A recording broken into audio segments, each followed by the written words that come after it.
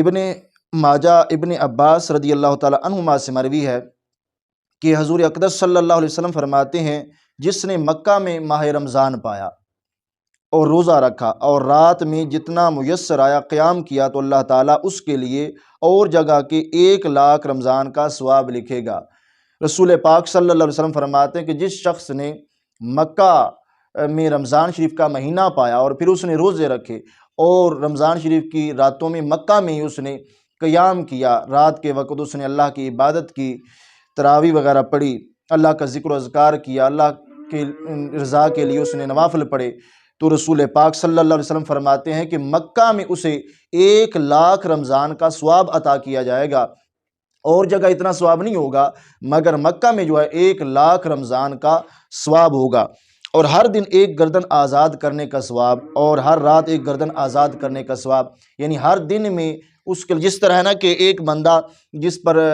قرض ہو اور وہ پھنسا ہوا ہو، اس کی یعنی گردن جو ہے وہ یعنی آزاد ایک بندہ کرا دیتا ہے،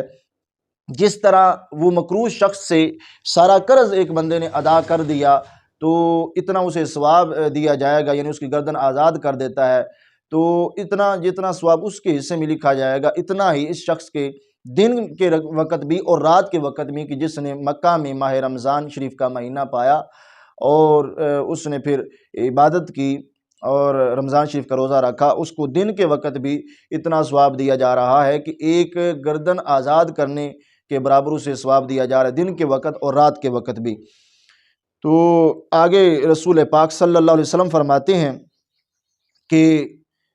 یعنی ہر روز جہاد میں گھوڑے پر سوار کر دینے کا ثواب، کہ جس طرح بندہ جہاد کے لیے جا رہا ہوتا ہے اور وہ گھوڑے پر جب چڑھتا ہے تو اس کے نامہ اعمال میں بہت اجر اور ثواب لکھا جاتا ہے، تو اسی طرح یہ بندہ جو ہے یہ رمضان شریف کا مہینہ اس نے پایا، وہ بھی مکہ میں، تو اتنا بڑا اسے مقام دیا گیا کہ جب ایک مجاہد جو ہے وہ جہاد کرنے جا رہا ہے اور جب وہ گھوڑے پہ بیٹھتا ہے تو اس کو اتنا ثواب جتنا ملتا ہے اتنا اس کو مکہ شریف میں رمضان شریف کے مہینے میں عطا کیا جائے گا، اور رب ذوالجلال ہر دن میں اس کے لیے نیکیاں لکھتا ہے اور ہر رات میں اس کے لیے نیکیاں لکھتا ہے۔ تو یہ رمضان شریف کا جو